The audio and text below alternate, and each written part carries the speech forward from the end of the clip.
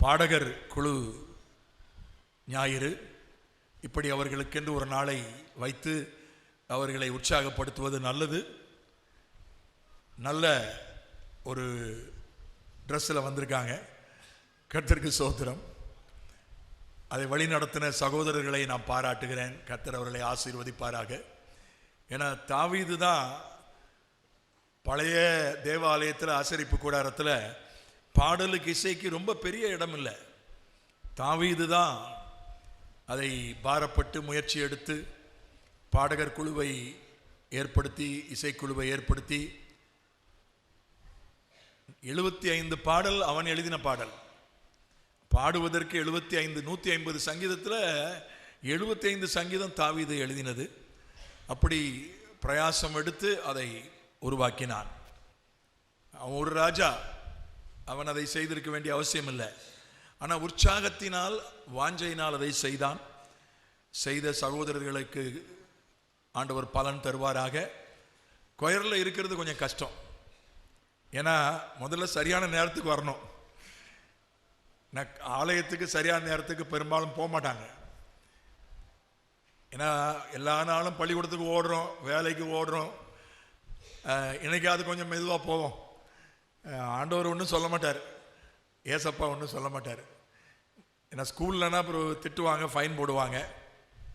வேலையில் போனால் அங்கே மேலதிகாரிக்கு பதில் சொல்லணும். ஆனால் ஆண்டவர் ஒன்றும் சொல்ல மாட்டார். என்ன ஐயர் வாழ நல்ல மனுஷன், சபை ஊழியர்லாம் ஒன்றும் சொல்ல மாட்டாங்க. அதனால் கொஞ்சம் மெதுவாக தான் வருவோம். என்ன அநேக வீடுகளில் அப்படி தான் நிலமை. கொஞ்சம் மெல்ல எழும்புவாங்க ஞாயிற்றுக்கிழமை, மற்ற நாளுக்கு அடித்து பிடிச்சி எழும்புவாங்க. கொஞ்சம் நல்ல ஒரு ட்ரெஸ் பண்ணிட்டு வரணும்னு நினைப்பாங்க. அதனால் அது கொஞ்சம் நேரமாகும். அதனால் இவங்க சரியான நேரத்துக்கு வரணும். கொயரில் இருக்கிறவங்க அதுவே ஒரு பெரிய டிசிப்ளின் தான். அதுவே ஒரு பெரிய ஒரு விதத்தில் தியாகம் கூட சொல்லலாம். லேட்டாக வருகிற சுதந்திரத்தை இழந்து தியாகம் செய்து அவர்கள் சரியான நேரத்துக்கு வருகிறார்கள். அப்புறம் பயிற்சிக்கு வரணும். அதனால் நிச்சயமாக அந்த பிள்ளைகளை நான் பாராட்டுகிறேன். கேர்ள்ஸும் பெண்களையும் கொயரில் சேர்க்கணும்னு சகோதரர் சொன்னார். அதை நான் வழிமொழிகிறேன்.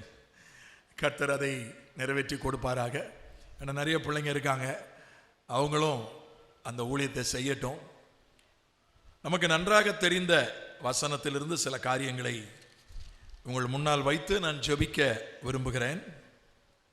லூக்கா 2வது அதிகாரம் 13, 14 வசனங்கள்.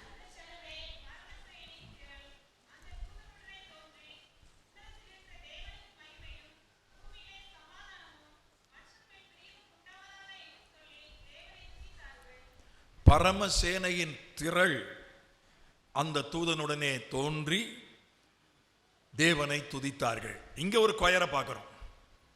இது பரலோக கொயர். திரள், தேவ தூதர்களுடைய திரள் பூமிக்கு வந்ததாக சொல்லப்பட்டிருக்கிறது. இது வேற எங்கேயும் நடக்கல. பைபிள்ல வேற எங்கேயும் நடக்கல. பொதுவாக ஒரு தூதன் தான் இறங்கி வருவான். சில நேரங்களில் 2 தூதன் இறங்கி வருவான். இங்க ஒரு திரள், அது சேனை. 2 வார்த்தை போடப்பட்டிருக்கிறது, சேனை, திரள். வெளிப்படுத்தின விசேஷத்தில் 5ஆம் அதிகாரத்தில் நீங்கள் வீட்டில் போய் வாசித்து பாருங்க. பரலோகத்தில் 1000 10,000 தேவதூதர்கள் ஆண்டவரை ஆராதித்தார்கள் என்று சொல்லப்பட்டிருக்கிறது. பரலோகத்தில் 1000 10,000 தூதர்கள் இருக்காங்க. ஆனால் ஒரே ஒரு முறை தான் அவங்க கீழே இறங்கி வந்தாங்க. முழு கொயரும் கீழே இறங்கி வந்தது ஒரே ஒரு முறை தான். அது இயேசுனுடைய பிறப்பை அறிவிப்பதற்காக. அவங்க என்ன பாட்டு பாடினாங்க? தேவனுக்கு மகிமையும் பூமியிலே சமாதானமும் மனுஷர் மேல் பிரியமும் உண்டாவதாக என்று சொல்லி தேவனை துதித்தார்கள். இந்த அடிப்படையில் தான் நம்ம கிறிஸ்மஸுக்கு அதிகமான பாடல்களை பாடுகிறோம். பாடல்களுக்கு அதிக முக்கியத்துவம் கொடுப்பது, சிமியோனின் கீதம் உண்டு, மரியாளின் கீதம் உண்டு, அவைகளும் காரணங்கள் தான். ஆனால் இது ஒரு முக்கியமான காரணம். பரலோகத்தின் கொயரே இறங்கி வந்து பாடி அவர்கள் பிறப்பை அறிவித்தார்கள். அதனால தான் கேரல் சர்வீஸ், கேரல் ரவுண்ட்ஸ் எல்லாம் நம்ம பண்ணுறோம். கர்த்தருக்கு ஸ்தோத்திரம். இதில் சொல்லப்பட்ட ஒரு வார்த்தையை நாம் கொஞ்சம் தியானிக்க போகிறோம். மனுஷர் மேல் பிரியமும் உண்டாவதாக. இப்போ மனுஷர் மேல இதுக்கு முன்னால தேவனுக்கு பிரியம் இல்லையா அப்படின்னு ஒரு கேள்வி எழும்புது. இப்ப மூணுமே சொல்லப்பட்டிருக்கு.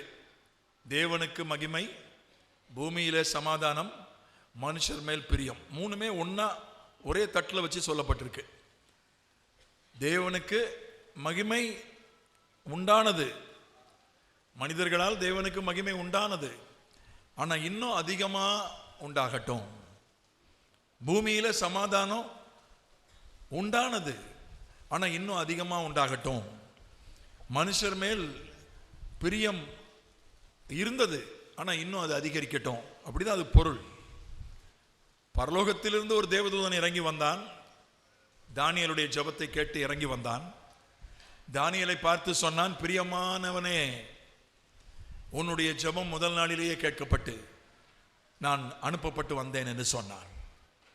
தானியேல் ஆண்டவருக்கு பிரியமானவனாக இருந்தான்.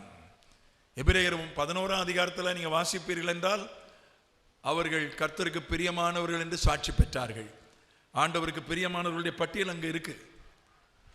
மனுஷர் மேல் தேவனுக்கு பிரியம் இருந்தது, ஆனால் அது எந்த அளவு காணப்பட்டது என்பதை 1 கொரிந்தியர் 10ஆம் அதிகாரத்தில் நாம் வாசிக்கிறோம். 5ஆம் வசனம் வாசிங்க.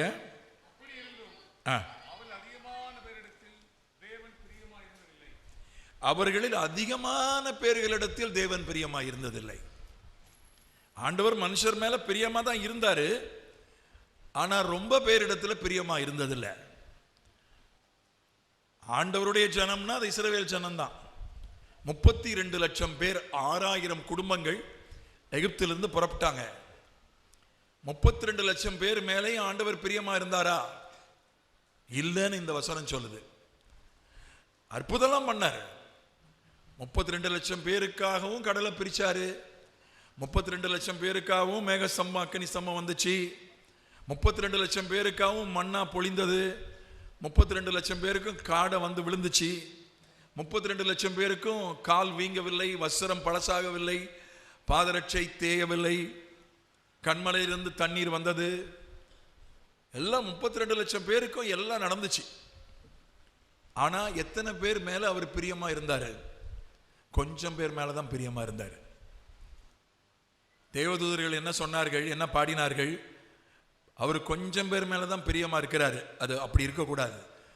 அவர் எல்லார் மேலும் பிரியமா இருக்கக்கூடிய ஒரு நிலைமை உண்டாகணும்னு பாடினாங்க. இந்த பிரியம் என்கிற வார்த்தை 2 விதமான அர்த்தத்தை கொடுக்கக்கூடியதாக அது மூல மொழியில் இருக்கிறது. ஒன்று தயவு, இன்னொன்று நல்லெண்ணம். தயவு, தயவுன்றது ஒருத்தருக்கு நன்மை செய்யணும்னு உண்டாகிற ஆசைக்கு பேர் தான் தயவு. நீதிமொழிகள்ல நம்ம அப்படி படிக்கிறோம். நன்மை செய்ய மனிதன் கொண்டிருக்கும் ஆசையே தயவு. ஒருத்தருக்கு நம்ம நன்மை செய்ய முடியுதோ இல்லையோ அது 2வது விஷயம். ஆனா சிலருக்கு நம்ம நன்மை செய்யணும்னு நம்ம ஆசைப்படுறோம்ல, அது பேர் தான் தயவு. நல்லெண்ணம்னா சிலர் மேல நமக்கு காரணமே இல்லாம ஒரு நல்லெண்ணம் இருக்கும். அவங்க யாருன்னே தெரியாது. சிலரை நம்ம வழியில பார்ப்போம், அவங்கள யாருன்னே தெரியாது, அவங்க நல்லவங்களா கெட்டவங்களா தெரியாது. ஆனா அவங்க மேல நமக்கு ஒரு நல்லெண்ணம் இருக்கும், ஏதோ ஒரு காரணத்துக்காக. சில நேரம் காரணமே இருக்காது, ஆனா சிலர் மேல நமக்கு நல்லெண்ணமே இருக்காது. கேட்டா சொல்லுவாங்க, அவன் மூஞ்ச பார்த்தாலே எனக்கு பிடிக்கல அப்படின்வாங்க. சிலர் சொல்ல நல்லா தானே இருக்கு, மூஞ்சி நல்லா தானே இருக்கு, அழகா தானே இருக்கு, ஆனா எனக்கு மூஞ்ச பார்த்தாலே பிடிக்கலன்னுவாங்க. சிலர் சொல்லுவாங்க, அந்த குரலை கேட்டாலே எனக்கு எரிச்சலா இருக்கு, போன்ல அந்த குரலை கேட்டாலே எரிச்சலா இருக்கு, அதனாலதான் போனை எடுக்கிறது இல்லைன்னுவாங்க. ஏன், குரல் நல்லா தானே இருக்கு. அதுதான் நல்லெண்ணம், அதுதான் தயவு. அது நம் மீது ஆண்டவருக்கு அதிகமாய் உண்டாக வேண்டும் என்று தூதர்கள் பாடினார்கள். 2 விதமான சம்பவங்களை உங்கள் முன்னால் வைத்து ஒப்பிட்டு காட்டி நான் ஜெபித்து முடிக்க விரும்புகிறேன். ஒரு சம்பவம் இந்த 1 கொரிந்தியர் 10 இருக்கு. 2ஆம் வசனம் படிங்க பார்க்கலாம்.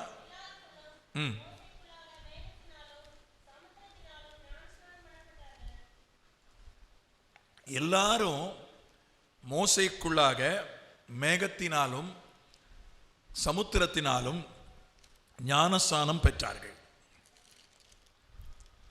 எல்லார் பைபிள்லையும் அப்படி இருக்கா பாருங்க.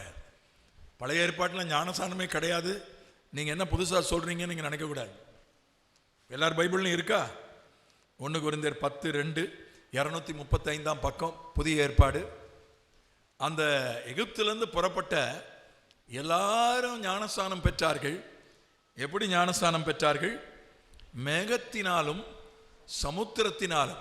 ஆண்டவர் 32 லட்சம் பேருக்கு ஞானஸ்நானம் கொடுக்க முடியாது. கொஞ்சம் கற்பனை பண்ணி பாருங்க, 32 லட்சம் பேருக்கு எப்படி ஞானஸ்நானம் கொடுக்கறது? 32 பேருக்கு ஞானஸ்நானம் கொடுத்தாலே என்ன ஆயிரும்? கை வலிச்சு போயிடும். 32 லட்சம் பேருக்கு எத்தனை பேர் ஞானஸ்நானம் கொடுக்க முடியும்? அப்போ 3 ஊழியக்காரங்க தான் இருக்காங்க. இந்த சிவந்த சமுத்திரத்துக்கு உள்ள போறதுக்கு முன்னால 3 ஊழியக்காரர் தான் இருக்காங்க. ஒன்று மோசே, இன்னொன்று ஆரோன், இன்னொன்று மிரியாம். மிரியாம் ஒரு தீர்க்கதரிசி, ஞானஸ்நானம் கொடுக்க முடியாது. அந்த காலத்தில் பெண்கள் ஞானஸ்நானம் கொடுக்க முடியாது. மோசேயும் ஆரோனும் தான் இருக்காங்க. 2 பேர் எப்படி ஞானஸ்நானம் கொடுப்பாங்க? சரி, சின்ன பிள்ளைங்களுக்கு ஒருவேளை கொடுக்க வேண்டாம், பின்னால் பார்த்துக்கலாம்னு வச்சா கூட 6 லட்சம் ஆண்கள் மனைவிமாரை சேர்த்தா 12 லட்சம் பேர். வாலிபர்கள் அதில் கூட்டலை. 12 லட்சம் பேருக்கு 2 பேர் எப்படி ஞானஸ்நானம் கொடுக்க முடியும்? அதனால ஆண்டவர் ஒரு அற்புதமான ஞானஸ்நானத்தை கொடுத்தார். என்ன கொடுத்தாரு? சிவந்த சமுத்திரத்தை அவர் 2ஆய் பிரித்ததுல இன்னொரு காரணமும் உண்டு. அந்த 32 லட்சம் பேருக்கும் ஆண்டவர் என்ன பண்ணிட்டாரு? அவரே என்ன செஞ்சிட்டாரு? ஞானஸ்நானம் கொடுத்துட்டாரு. அல்லேலூயா, அல்லேலூயா. அதனால ஞானஸ்நானம் நானும் போய் கடல்ல போய் எடுக்கிறேன் அப்படின்னு கடல்ல போய் முங்கிடாதீங்க. என்ன, அது கர்த்தரே செஞ்சது. புதிய ஏற்பாட்டில் அப்படி கிடையாது. புதிய ஏற்பாட்டில் ஊழியக்காரங்கிட்ட தான் வந்து ஞானஸ்நானம் வாங்கணும். ஆண்டவர் அப்படிதான் ஒரு ஒழுங்கை வைத்திருக்கிறார். இவர்கள் 32 லட்சம் பேர் 6 லட்சம் குடும்பங்களும் ஞானஸ்நானம் எடுத்தார்கள். மோசேக்குள்ளாக மேகத்தினாலும் சமுத்திரத்தினாலும் ஞானஸ்நானம் எடுத்தார்கள்.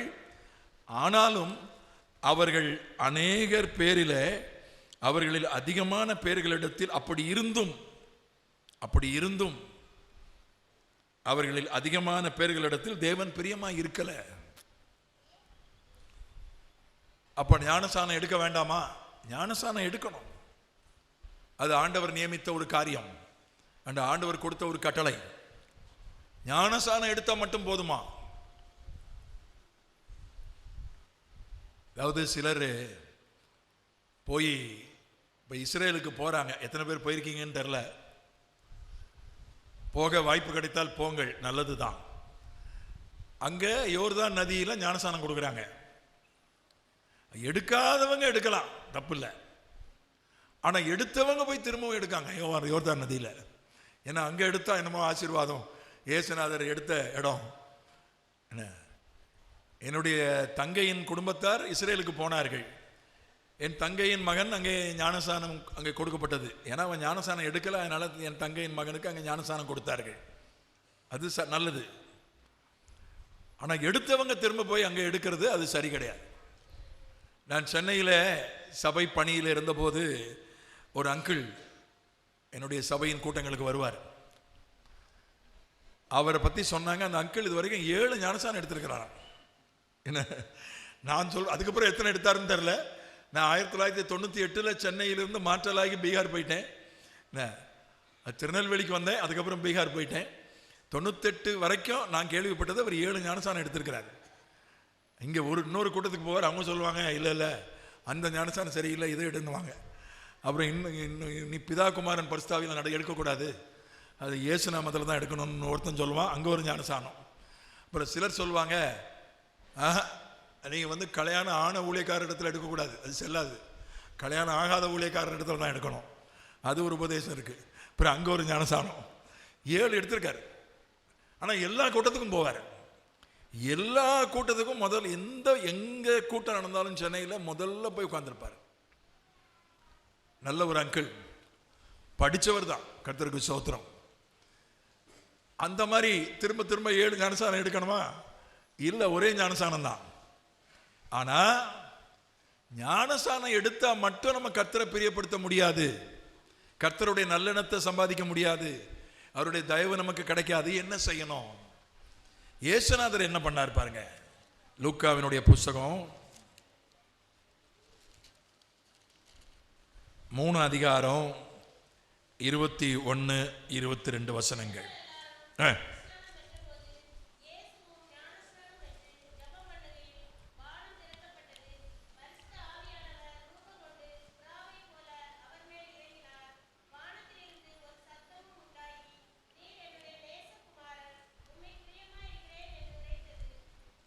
வானத்திலிருந்து ஒரு சத்தம் உண்டாகி உம்மில் பிரியமா இருக்கிறேன் என்று உரைத்தது. 30 வருஷமா ஒரு சத்தமும் வானத்திலிருந்து வரல. இயேசு பிறந்த போது தூதர்கள் இறங்கி வந்தாங்க. இயேசு பிறந்த போது நட்சத்திரம் தோன்றியது. அவருடைய 2 வயது வரைக்கும் இந்த மாதிரி சம்பவங்கள்லாம் நடந்துச்சு. ஆனா அவருடைய 2 வயசுக்கு அப்புறம் எந்த ஒரு இந்த மாதிரி இயற்கைக்கு அப்பாற்பட்ட ஒரு சம்பவமும் நடக்கல. 30வது வயதுல அவர் ஞானஸ்நானம் பெற்ற போது இந்த சம்பவம் நடந்ததுன்னு எழுதப்படல. அவர் ஞானஸ்நானம் பெற்று ஜெபம் பண்ணுகையில் வானம் திறக்கப்பட்டது. நீர் என்னுடைய நேசகுமாரன், உம்மில் பிரியமா இருக்கிறேன் என்று உரைத்தது. வேப்பலாங்குளத்தில் 2வது சங்கீதத்திலிருந்து நான் பேசினேன். 2வது சங்கீதத்திலையும் எபிரேயர் 1ஆம் அதிகாரத்தில் என்ன எழுதப்பட்டிருக்கிறது? நீர் என்னுடைய குமாரன், இன்று நான் உம்மை ஜெனிப்பித்தேன். இயேசுநாதர் வார்த்தையாகிய தேவ வார்த்தையை மரியாளுடைய வயிற்றிலே வைத்தபோது பிதா என்ன சொன்னார்? நீர் என்னுடைய குமாரன், இன்று நான் உம்மை ஜெனிப்பித்தேன் என்று சொன்னார். ஆனா 30 வருஷம் கழிச்சு ஞானஸ்நானம் பெற்று கரையேறி ஜெபம் பண்ணின போது பிதா என்ன சொன்னார்? நீர் என்னுடைய நேசகுமாரன் என்று சொன்னார். அவர் தாயின் வயிற்றில் வைக்கப்பட்ட போது எப்படி அழைக்கப்பட்டார்? குமாரன். ஆனால் ஞானஸ்நானம் பெற்று ஜெபம் பண்ணின போது எப்படி அழைக்கப்பட்டார்? நேசகுமாரன். இன்னொரு வார்த்தையும் கூட கொடுக்கப்பட்டது, உம்மிலே நான் பிரியமாய் இருக்கிறேன். எத்தனையோ பேர் ஞானஸ்நானம் பெற்றாங்க. யோவான் ஸ்நானங்க இடத்துல ஆயிரக்கணக்கான லட்சக்கணக்கான ஞானஸ்நானம் பெற்றாங்க. யாருக்கும் அந்த சத்தம் உண்டாகல. ஏன் தெரியுமா? இயேசுநாதர் மட்டும்தான் ஞானஸ்நானம் பெற்று கரையேறி ஜெபம் பண்ணினார். அல்லேலூயா. ஜெபம் தேவனுக்கு பிரியமான ஒரு விஷயம். இந்த ஜெபம் பண்றதுல பல பிரச்சனைகள் இருக்கு. நம்ம ஜெபம் பண்ண என்ன சொல்லுவாங்க தெரியுமா? ஆமா, என்ன தகுதி இருக்கு நீ எல்லாம் ஜெபம் பண்ண சொல்லிடுவாங்க. சில நேரம் அப்பா அம்மாவே சொல்லிடுவாங்க, இப்படி கடந்து விழுந்து விழுந்து ஜெபம் பண்ற ஒரு கீழ்ப்படிதல் இல்லை அப்படின்றாங்க. போச்சு, ஜெபத்தை என்ன பண்ணிடுவாங்க? உற்சாக இழக்க செய்து விடுவார்கள். எதனாலும் சொல்லிடுவாங்க. அது நண்பர்களாகட்டும், பள்ளிக்கூடத்தில் ஆகட்டும், இப்படி ஜெபம் பண்ற ஆனா ஒழுங்கா படிக்க மாட்டேங்கன்றுவாங்க. அப்போ ஜெபம்னா அப்படி சொல்லியே என்ன ஆயிரும்? ஜெபம் பண்றவனுக்கு என்ன உற்சாகம் போயிடும். நான் பீகாரில் 5 ஆண்டுகள் அங்க இருக்கிற வேதாகம கல்லூரியினுடைய துணை முதல்வராக ஊழியம் செய்ய ஆண்டவர் கிருபை செய்தார். இது ஒரு பெரிய கேம்பஸ், ஒரு ஊர் மாதிரி இருக்கும் தலைமை அலகம். அப்பொழுது நாங்கள் 105 குடும்பங்கள் அங்கே தங்கி இருந்தோம். நூற்றுக்கணக்கான பிள்ளைகள், பள்ளிக்கூடம், ஆஸ்பத்திரி, உள்ளுக்குள்ள வேதாகம கல்லூரி, பல்வேறு சிறு பிள்ளைகளின் இல்லங்கள், அந்த ஹாஸ்டல் இல்லங்களில் இருக்கிற பிள்ளைகள் நூற்றுக்கணக்கில், உள்ளே 105 குடும்பங்கள். ஆக உள்ளுக்குள்ளே எல்லாமே இருந்துச்சு. உள்ளுக்குள்ள ஒரு போஸ்ட் ஆஃபீஸ் இருந்தது. அந்த அப்போ ஒரு டெலிஃபோன் எக்ஸ்சேஞ்ச் இருந்தது. ஒரு சின்ன மார்க்கெட் மாதிரி கடைகள்லாம் இருக்கும். அது ஒரு சின்ன ஊர் மாதிரியே. அங்க ஒரு வாட்ச்மேன், ஒரு வட இந்தியாக்காரர், ஒரு வாட்ச்மேனும் வேலை பார்த்தார். அவர் ரொம்ப பழைய ஆளு, நல்லா குடிப்பாரு. அவரை வேலையை விட்டு நீக்கலை, ஏன்னா வேலையை ஒழுங்கா செய்யறாரு. அவர் வாட்ச்மேன் தானே.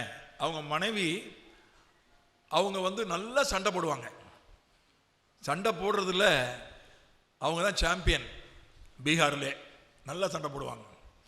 எல்லாம் பயந்து நடுங்க. அவங்கள கண்டா வாயை திறந்தாங்கன்னா ஆளை பார்த்தாலே கொஞ்சம் அப்படி பார்க்கும்போதே சண்டை போட வர்ற மாதிரி தான் இருக்கும். அவங்க மூஞ்ச பார்த்தாலே கொஞ்சம் சண்டை போட வர்ற மாதிரி தான் இருக்கும்.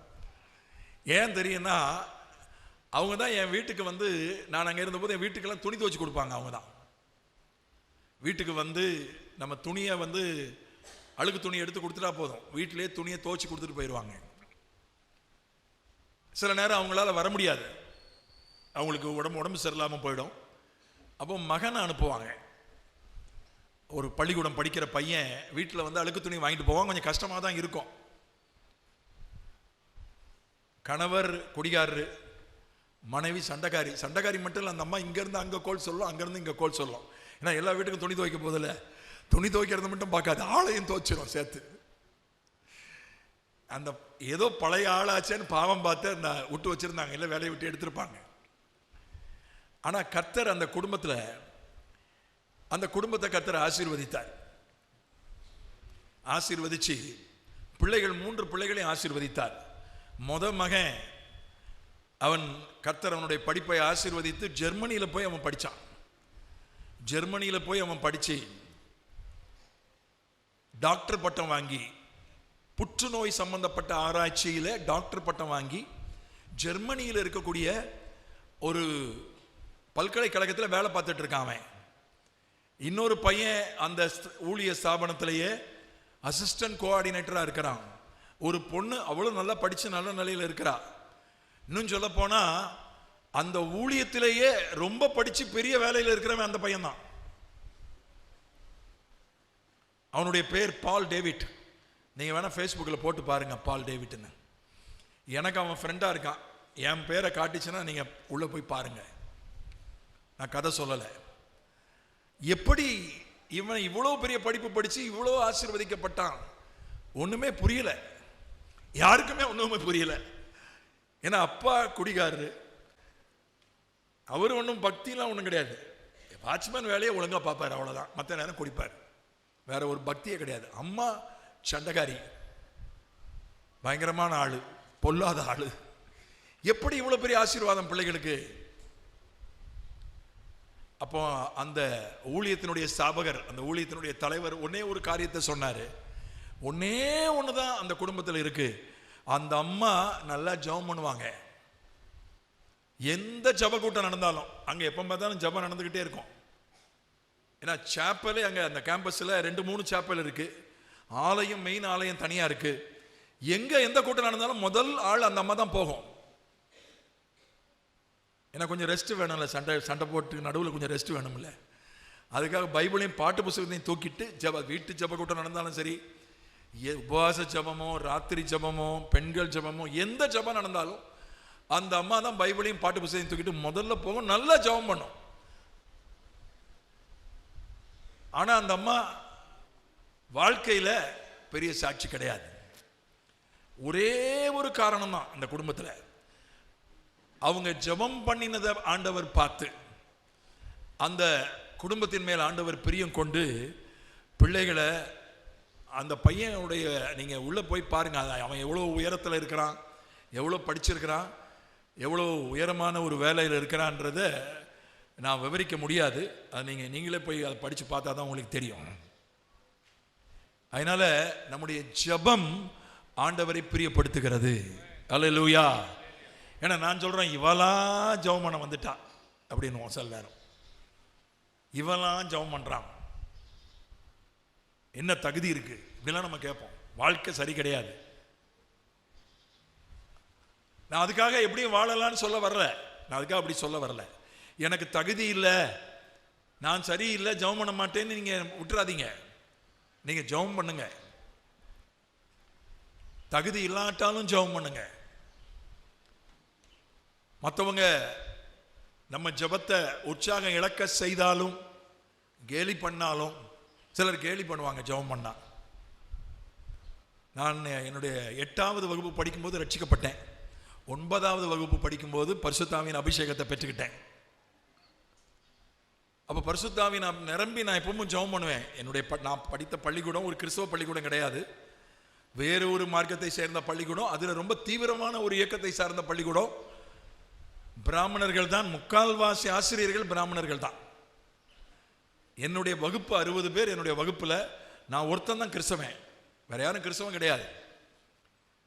நான் அந்த இடைவேளை நேரத்தில் ஒரு கிளாஸ் முடிஞ்சு அடுத்த ஒரு ஆசிரியர் போய் இன்னொரு ஆசிரியர் வர்றதுக்கு ஒரு 5 நிமிஷம் ஆகும்.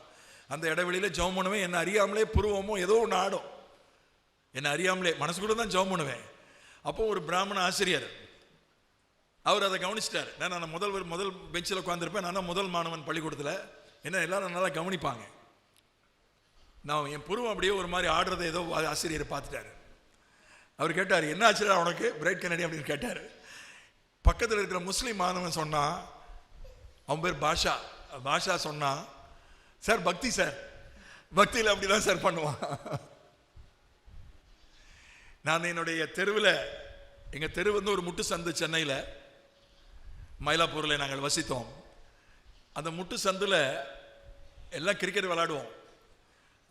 தெரு முழுசும் பையனுங்க தான் நிரம்பி இருப்போம். நான் பைபிளை எடுத்துட்டு நான் கூட்டத்துக்கு போகும்போது, ஜெப கூட்டங்களுக்கு போகும்போது அல்லேலூயா அல்லேலூயான்னு எனக்கு பசங்க கேலி பண்ணுவாங்க. அல்லேலூயா அல்லேலூயா, சோத்திரம் சோத்திரம், கர்த்தர் வராருன்னு. அது 13 வயசுல எனக்கு ரொம்ப, இப்போ நான் தான் சந்தோஷப்பட்டுருவேன். இப்போ வரதான் நான் பெருமையோடு அல்லேலூயா சோத்திரம் நானும் சேர்ந்து சொல்லிட்டு போவேன். அந்த 13 வயசுல எனக்கு வெக்கமா இருக்கும். பைபிளை ஒரு கூடக்குள்ள வச்சு மறைச்சி எடுத்துட்டு போவேன். அப்படினாலும் அப்படியே கண்டுபிடிச்சிருவானுங்க. அல்லேலூயா அல்லேலூயான்னு. நம்மளை கேலி பண்ணாலும் சரி, நம்மளை உற்சாகம் இழக்க வைத்தாலும் சரி, நம்ம ஜெபம் பண்ணக்கூடியவங்க தான், ஜெபம் பண்ணவங்க தான். ஏன் அதை நிறுத்திட்டோம்? நம்மை கேலி பண்ணினார்கள். ஏன் நிறுத்திட்டோம்? நம்மளை டிஸ்கரேஜ் பண்ணிட்டாங்க, அதனால நிறுத்திட்டோம். நம்மளே நினைச்சிட்டோம், எனக்கெல்லாம் தகுதி இல்லை, ஜெபம் பண்றதுக்கு எனக்கெல்லாம் தகுதி இல்லை அப்படின்னு நம்ம நினைச்சுக்கிட்டோம். அருமையான சகோதரனே சகோதரியே, ஐயா அம்மா தம்பி தங்கச்சி, உங்களுக்கு நான் தேவனுடைய மனுஷனா ஒன்று சொல்றேன். உன்னை யார் வேணாலும் கேலி பண்ணட்டும், போற்றுவார் போற்றட்டும், பொழுதிவாரி தூற்றுவார் தூற்றட்டும், நம் கடன் ஜெபிப்பதே. அல்லேலூயா. அதனால நீங்க ஜெபம் பண்ணுங்க. யார் வேணாலும் உங்களுக்கு தகுதி இல்லைன்னு சொல்லட்டும், உங்களை என்கரேஜ் பண்ணாம இருக்கட்டும், நீங்க ஜெபம் பண்ணுங்க. உங்க மேல ஆண்டவர் பிரியம் வைப்பார். அல்லேலூயா அல்லேலூயா. ஆண்டவர் இயேசுவின் மேல பிரியம் வைத்தார். ஆனா அவங்க என்ன பண்ணாங்க தெரியுமா? அவங்க பண்ண தப்பு என்ன? 1 கொரிந்தியர் 10ஆம் அதிகாரம். இங்கே ஞானஸ்நானம் பெற்று ஜெபம் பண்ணி பிரியத்தை சம்பாதித்துக் கொண்டார். அவங்க ஞானஸ்நானம் பெற்று என்ன பண்ணாங்க பாருங்க, 10வது வசனம், 10:10 1 கொரிந்தியர். அவர்களில் சிலர் முறுமுறுத்து சங்காரக்காரனாலே அழிக்கப்பட்டார்கள்.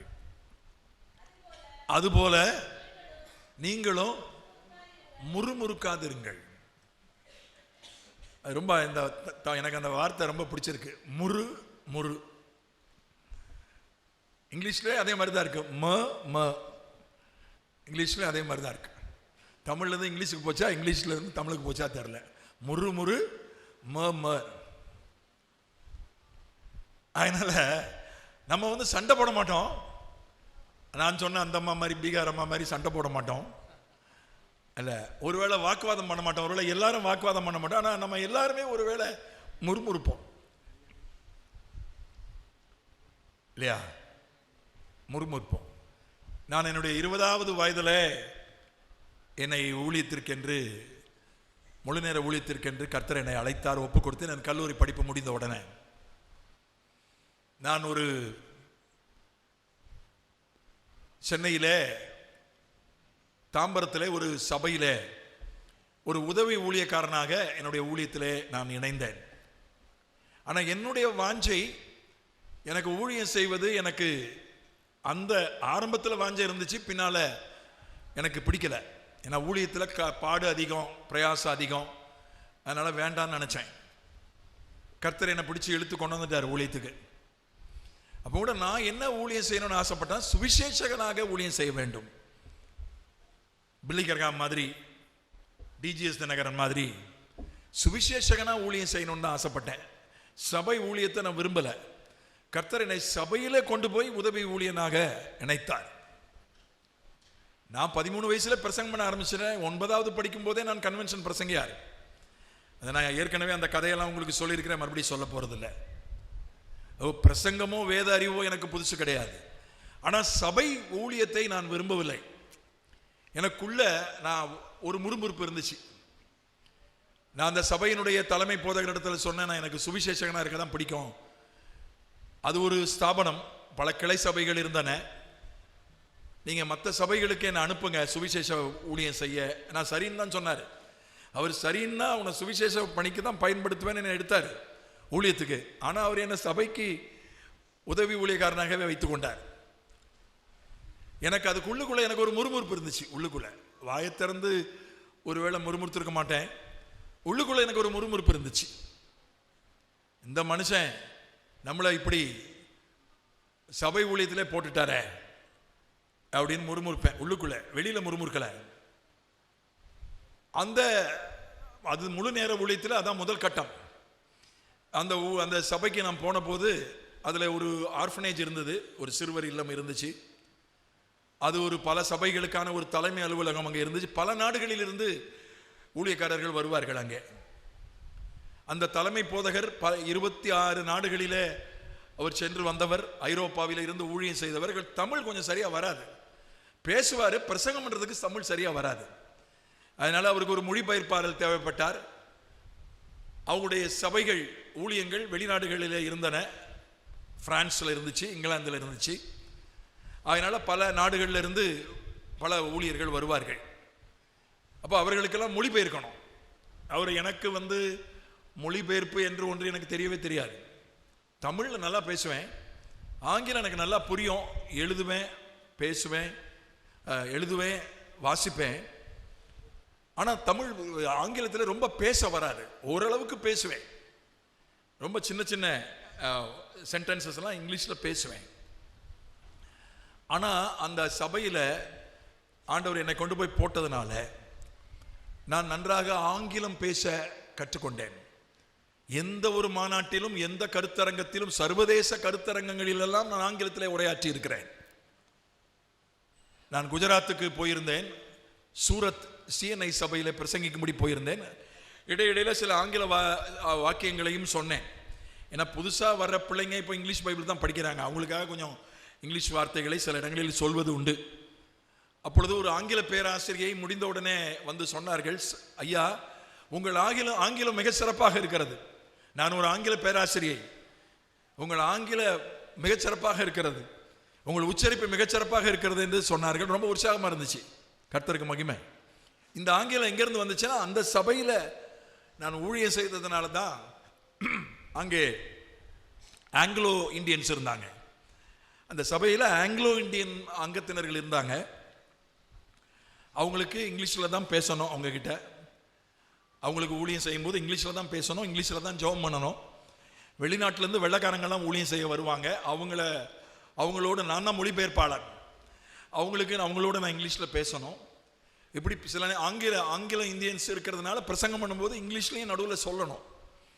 அதனால ஒரு இங்கிலீஷில் எப்படி நான் தமிழை பேசுகிறேனோ அதுக்கு சமமாக ஆங்கிலத்திலே புலமை பெற அந்த சபையில் தான் ஆண்டவர் எனக்கு உதவி செய்தார். எதை குறித்து நான் கொஞ்சம் என்னுடைய உள்ளத்திலே முறுமுறுத்தேனோ அங்கே தான் நான் ஆங்கிலத்தை கற்றுக்கிட்டேன், ஆங்கிலத்தில் புலமை பெற்றேன், மொழிபெயர்ப்பு செய்ய கற்றுக்கொண்டேன். இப்போ கொயர் இருக்காங்க, பாடுறது ரொம்ப கஷ்டம் என்னை பொறுத்தவரை. ஒருவேளை கொயரில் இருக்கிறவங்களுக்கு அது ஈஸியாக இருக்கலாம். எனக்கு பேசுறது நல்லா வரும். நான் 6வது படிக்கும் போதே மேடையில் பேசினவன், பள்ளிக்கூடத்தில் 9வது படிக்கும் போதே பிரசங்கியாராக மாறிவிட்டவன். பேச்சு எனக்கு ரொம்ப சாதாரணமாக வரும், ஆனால் பாட எனக்கு வராது. நான் ஒரு நாளும் பாடுறதில்லை, பாத்ரூமில் பாடுறதோடு சரி. பாத்ரூமில் பாடினாலே வீட்டில் சொல்லிடுவாங்க, தயவு செய்து பாடாதன்னுவாங்க. குடியிருக்கணுமா வேண்டாமா அப்படின்னு கேட்பாங்க. நான் பாடினா சொல்லுவாங்க, நான் சும்மா ஏதாவது முணுமுணுத்தாலும் சொல்லுவாங்க, பாட்டு அப்படி முணுமுணுத்தாலும் சொல்லுவாங்க. கழுதில் வந்துற போது கொஞ்சம் நிறுத்துனுவாங்க. அந்த லட்சணத்தில் நம்ம பாட்டு இருந்துச்சு.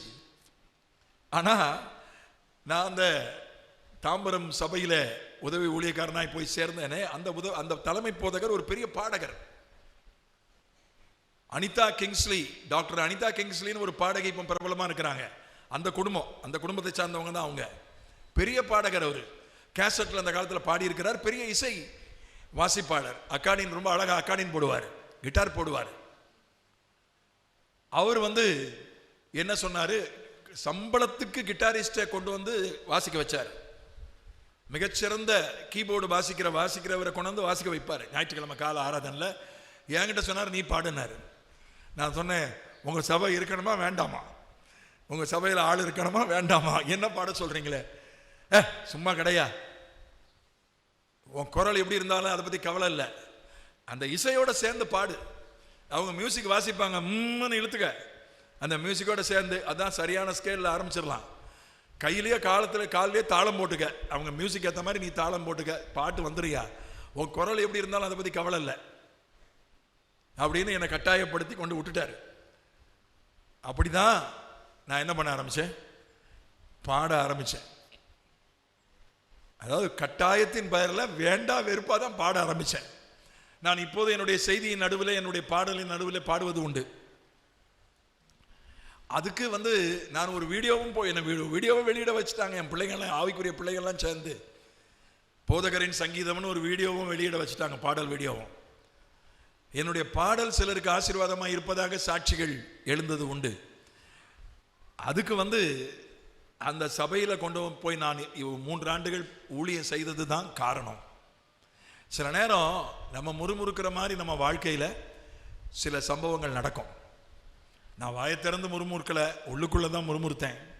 நிர்வாகம், பெரிய பெரிய கூட்டங்களை நடத்துவது, கருத்தரங்கங்கள் நடத்துவது, அதற்கான விளம்பரங்களை செய்வது, ஏற்பாடுகளை செய்வது, எல்லா பொறுப்பையும் என்கிட்ட கொடுத்துருவார் அந்த போதகர்.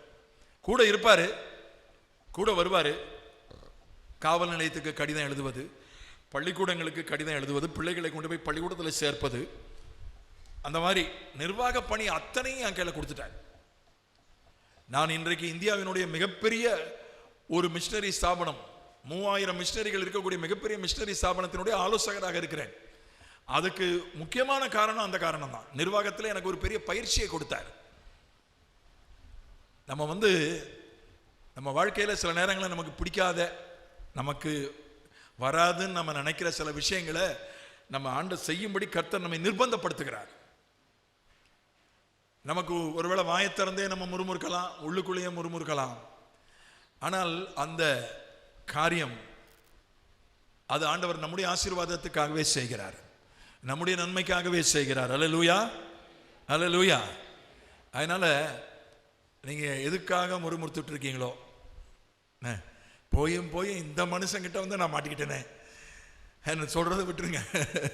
போயும் எத்தனையோ பொண்ணு வந்தாங்களே, அதெல்லாம் விட்டுட்டு இவகிட்ட சிக்கிக்கிட்டேனே அப்படின்னு சொல்லி முறுமுறுக்கிறத விட்டுருங்க. ஸ்தோத்திரம் பண்ணுங்க.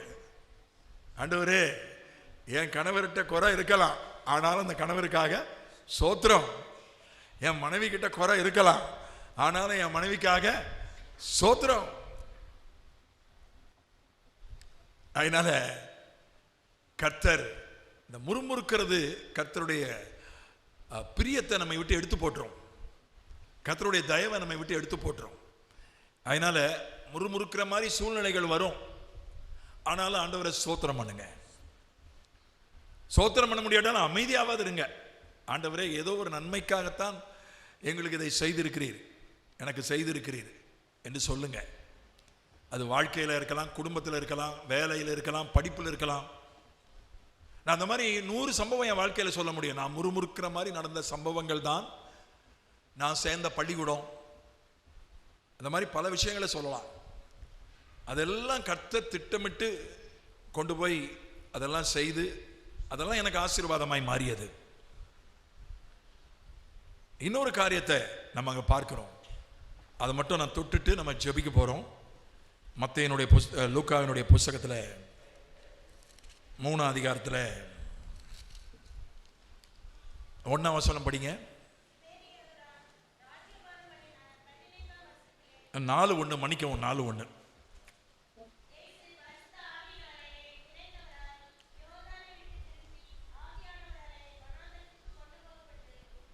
படிங்க. ஆவியானவராலே கொண்டு போகப்பட்டு, அந்த வனாந்தரம் சோதனைலாம் நம்ம தொட போறதில்லை, ஆவியானவராலே கொண்டு போகப்பட்டு. அப்போ இயேசுநாதரை ஆவியானவர் அப்படியே தூக்கிட்டு போயிட்டாரா? இல்லை. நீங்கள் மத்தேயில வாசித்தீங்கன்னா அது சொல்லப்பட்டிருக்கிறது. மத்தேயு மார்க்கில் எல்லாம் வாசித்தீங்கன்னா இன்னொரு இடத்துல என்ன சொல்லப்பட்டிருக்கிறோம் வாசிக்க நேரம் இல்லை. ஆவியானவர் அவரை ஏவினார் என்று போடப்பட்டிருக்கிறது. ஆண்டவரை இயேசுநாதரை ஆவியானவர் தூக்கிட்டு போல வனாந்தரத்துக்கு போகும்படி ஆவியானவர் என்ன பண்ணார்? ஏவினார். எவர்கள் தேவனுடைய ஆவியினால் நடத்தப்படுகிறார்களோ அவர்கள் தேவனுடைய புத்திரராய் இருக்கிறார்கள். ரோமர் 8 அதிகாரம். அப்ப ஆவியானவருடைய ஏவுதல் படி நம்முடைய முடிவுகளை நாம் எடுத்தால் ஆண்டவர் நம்ம மேல பிரியமா இருக்கிறார். அல்லேலூயா. நான் எப்படிங்க ஆவியானவருடைய ஏவுதலை பெறுறது? பரிசுத்த ஆவியின் அபிஷேகம் பெறாதவர்கள் இன்றைக்கே பெற்றுக்கொள்ளுங்கள். நான் பரிசுத்த ஆவி பெற்றிருக்கிறேன். நான் ஆவியில நிரம்பி ஜெபிக்கிறேன், அந்நிய பாஷை பேசுறேன், உண்மைதான். ஆனா நான் எப்படி ஆவியானவருடைய ஏவுதலை பெறுவது? நம்ம அதுக்காக ஜெபம் பண்ணணும், காத்திருக்கணும். நான் உங்களுக்கு நடைமுறையில் சொல்றேன், வசனங்கள் எல்லாம் எடுத்து சொல்ல நேரம் இல்லை. 2 விஷயத்தை மட்டும் சொல்றேன். ஆவியானவர் உங்களை வழி நடத்துற வரைக்கும் காத்திருங்க, ஜெபம் பண்ணுங்க. ஆண்டவரே என்னை வழி நடத்தும்னு ஜெபம் பண்ணுங்க. ஆண்டவர் அவசரப்படக்கூடாது. நம்ம அவசரப்பட்டுறோம். அவசரப்பட்டு என்ன பண்ணிடுறோம்? நம்ம ஒரு முடிவு எடுத்துடுறோம். 2வது, அவர் நம்மோடு மென்மையாக தான் பேசுவார். ஆவியானவர் எப்படி பேசுவார் தெரியுமா? அவர் என்னைக்குமே பெந்தெகோஸ்தே என்று நாள் வந்தபோது பலத்த காற்று போல ஒரு முழக்கம் ஏற்பட்டது அப்படிலாம் பேச மாட்டார். அது முதன் முறை அந்த ஊரில் இருக்கிற மக்களை எல்லாம் அந்த இடத்துல கூட்டி சேர்க்கணும், அவங்களுக்கு சுவிசேஷம் சொல்லணும். அதுக்காக தான் ஒரு பெரிய சத்தம் கேட்டுச்சு. அப்படிலாம் ஆவியானவர் பேச மாட்டார். ஆவியானவர் எப்படி பேசுவார் தெரியுமா? மயில் இறகால வருடன மாதிரி தான் பேசுவார். மயில் இறகால வருடனா எப்படி இருக்கும் அப்படி பேசுவார். மென்மையா அவர் அப்படிதான் பேசுவார். நமக்கு எப்பவுமே எப்படி பேசினாதான் கேட்கும். எரும மாடு அப்படின்னா தான் நம்ம கவனிப்போம். ஓஹோ, நம்மளை தான் கூப்பிடுறாங்க போல இருக்கு, நம்ம தான் எருமாடு போல இருக்கு. மெல்ல கூப்பிட்டு பாருங்க, ஐயா எப்போன்னு கூப்பிட்டு பாருங்க, காதில் விழாது. இந்த மாதிரி ஏதாவது நாய அப்படின்னா தான் திரும்பி பார்ப்போம். ஓ, நம்மளை தான் கூப்பிடுறாங்க. வீட்டில் அப்படி பழகிட்டோம் இல்லையா? நமக்கு மென்மையா சொன்னா என்ன பண்ணாது, நமக்கு ஏற மாட்டேங்குது. ஆனா ஆவியானவர் என்ன செய்வார்னா நம்மோடு மென்மையாகத்தான் பேசுவார். ஒரு கனவா இருக்கலாம், ஒரு வசனம் திரும்ப திரும்ப ஞாபகத்துக்கு வரலாம், ஒரு வசனம் உங்களுக்கு உணர்த்தப்படலாம். அப்படிதான் ஆவியானவர் வழி நடத்துவார். அது திருமண விஷயமா இருக்கட்டும், வேலை விஷயமா இருக்கும், பண விஷயமா இருக்கும். இல்ல ஒரு தீர்க்க தரிசனத்தின் மூலமா ஆண்டவர் நம்மோடு பேசுவார். யாராவது ஒருத்தர் உங்களுக்கு தீர்க்க தரிசனம் சொல்லலாம், அதை அற்பமா நினைக்க கூடாது. ஒரு தீர்க்க தரிசனம் வந்தா அதை வச்சு நாம் ஜெபம் பண்ணணும். நான் சென்னையில் ஊழியம் செய்த போது என்னுடைய ஊழியத்திற்கு கூட்டங்களுக்கு ஒரு சகோதரன் ஒழுங்கா வருவார், தூரத்திலிருந்து ஒழுங்கா வருவார். அவர் ஒரு பெரிய வெளிநாட்டு வங்கியில் அவர் மேனேஜராக இருந்தவர். ஸ்டாண்டர்ட் சார்ட்டர்ட் பேங்க் என்கிற ஒரு பெரிய பேங்க்ல பெரிய அதிகாரியாக இருந்தவர். அந்த ஆபீசர்ஸனுடைய அசோசியேஷனுக்கு அவர் தலைவராகவும் இருந்தவர். பெரிய அறிவாளி. அவரை பற்றி அவரோடு வேலை செய்தவர் சொன்னார், அவருக்கு தலையிலிருந்து பெருவிரல் வர மூளை அப்படின்னு சொன்னார். பெரிய அறிவாளி. அவருக்கு கொஞ்சம் பணம் வந்தது. ஒரு வீடு ஒன்றை விட்டார், கொஞ்சம் பணம் அவருக்கு வந்தது. அந்த காலகட்டத்தில் அவர் என்னுடைய கூட்டத்துக்கு வந்தார். செவ்வாய் தோறும் ஒரு சுகமளிக்கும் கூட்டம் நான் அப்பொழுது நடத்தி கொண்டிருந்தேன். அதுக்கு வந்தார். அந்த கூட்டத்தின் முடிவிலே நான் ஜெபிப்பது வழக்கம். ஜெபிக்கும் போது ஒரு தீர்க்க தரிசனம் வந்தது. இந்த இடத்துல ஒரு நபர் உண்டு, உங்ககிட்ட கொஞ்சம் பணம் இருக்கு, நீங்க அதை முதலீடு செய்வதற்காக யோசிக்கிறீங்க. உங்களுக்கு தெரிஞ்ச ஒரு நபர் இந்த பணத்தை உங்ககிட்ட கேட்பாரு, என்கிட்ட கொடுங்க, நான் முதலீடை விட கொஞ்சம் அதிகமா உங்களுக்கு அதுக்கான வட்டி தரேன்னு கேட்பாரு. கொடுக்காத, கொடுத்தா திரும்ப வராது என்று ஒரு வெளிப்பாடு தீர்க்க தரிசனம் வந்துச்சு. அது எனக்கு யாருக்குன்னு தெரியாது. அவர் வீடு வித்து பணம் வச்சிருக்காருன்னு எனக்கு தெரியாது. அதுக்கப்புறம் சில வருஷங்கள் ஆனது. ஒரு நாள் என்கிட்ட வந்தார், சொன்னார், ஐயா நான் ஒரு தப்பு பண்ணிட்டேன், உங்க மூலமா ஆண்டவர் பேசினார். நான் ஏன் சொல்றேன்னா, பேங்க்ல அதிகாரியாக வேலை பார்த்தவர், எவ்வளவு அறிவு இருக்கும், எவ்வளவு பண விஷயத்தை பத்தி அவருக்கு அறிவு அனுபவம் இருக்கும் பாருங்க.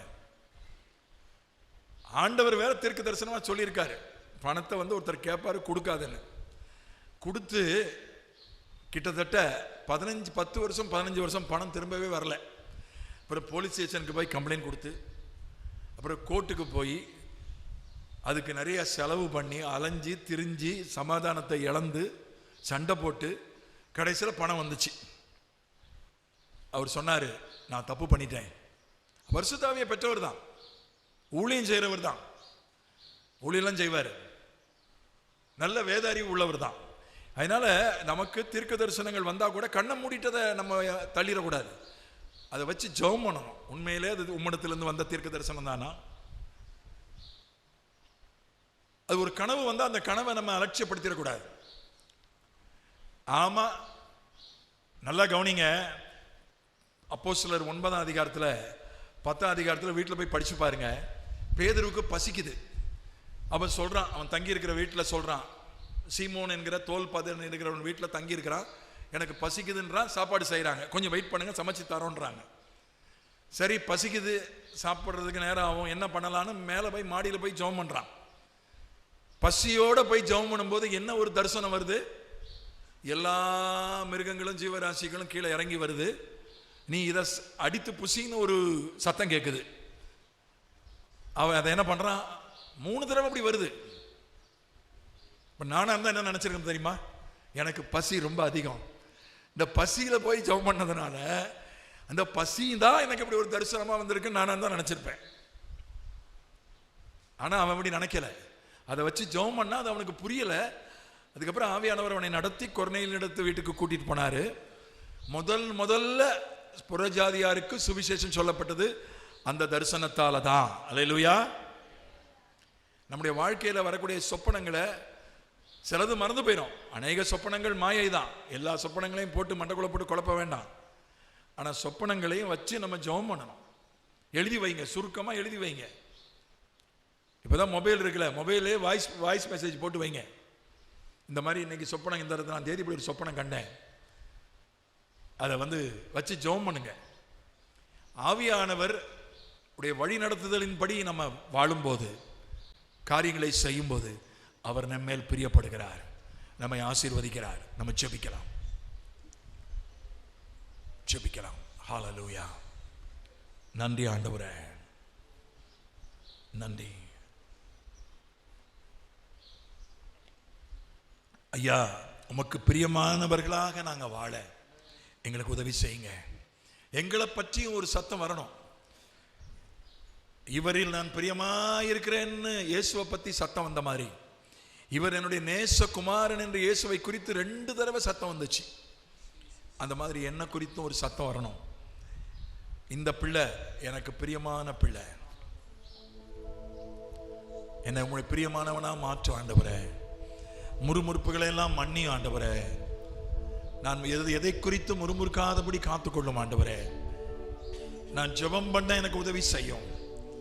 என்னை கேலி பண்ணினாலும், என்னை அதை உற்சாகம் இழக்க செய்தாலும், நான் ஜெபம் பண்ண எனக்கு தகுதி இல்லைன்னு நான் நினைச்சாலும், நான் தொடர்ந்து ஜெபம் பண்ண எனக்கு உதவி செய்யும் ஆண்டவரே. ஹல்லேலூயா. ஆண்டவரே, ஆவியானவருடைய வழி நடத்துதலை பெற்றுக்கொள்ள எனக்கு உதவி செய்யும். ஆவியானவர் ஏவினார், இயேசு வனாந்தரத்துக்கு போனார், பிசாசை ஜெயித்தார்,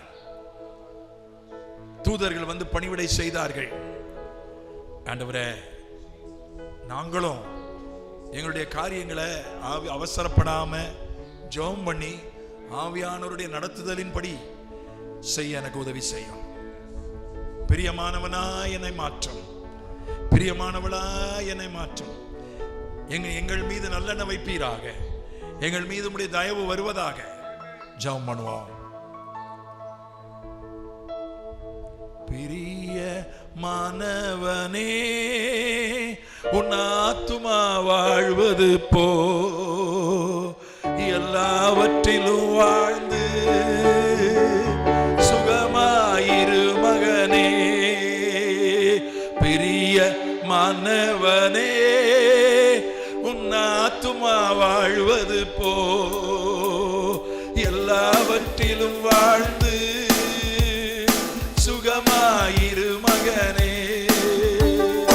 ஓட்ட பந்தயம் நீ ஓடுகிறாய், ஒழுங்கின்படி ஓடு மகனே. ஓட்ட பந்தயம் நீ ஓடுகிறாய், ஒழுங்கின்படி ஓடு மகனே.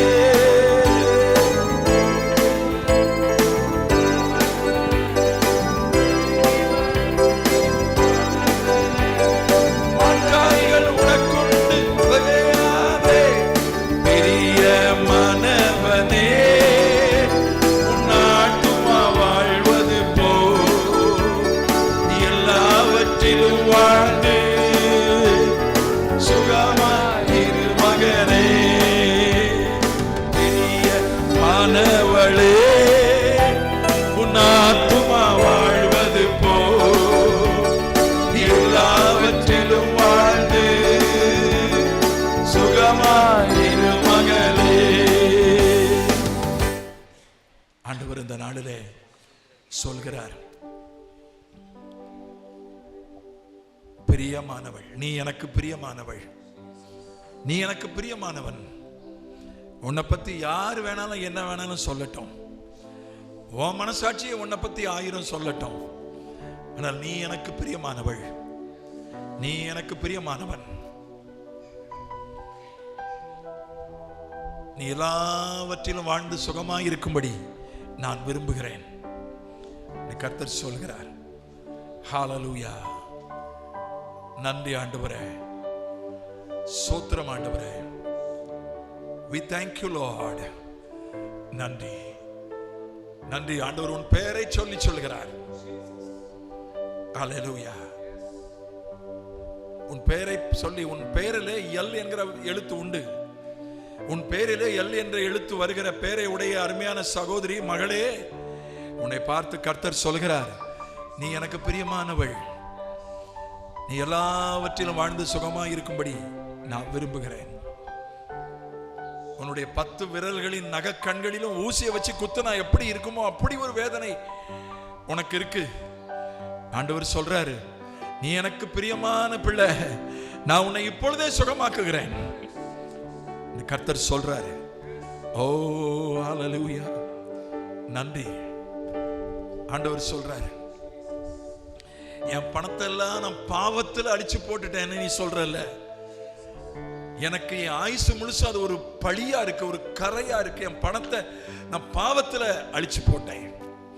ஆண்டவர் சொல்றாரு, இல்ல இல்ல மகனே, நீ எனக்கு பிரியமானவன், நான் உன்னை ஆசீர்வதிக்க போறேன், உன் பழியை நான் துடைக்க போறேன். ஹல்லேலூயா. நன்றி ஆண்டவரே, ஸ்தோத்திரம் ஐயா. ஜெபம் பண்ணக்கூடிய ஒரு ஆவியை தாங்க, முறுமுறுப்புகளை எல்லாம் மன்னிங்க.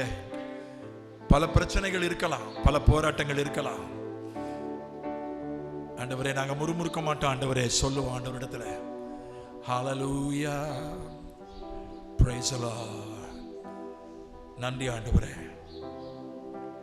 பவுலும் சீலாவும் அவருடைய உடைகள் கிழிக்கப்பட்டது, அவர்கள் அடிக்கப்பட்டார்கள், கால்கள் தொழுமரத்தில் மாட்டப்பட்டது, உள் காவலறையில் வைக்கப்பட்டார்கள்.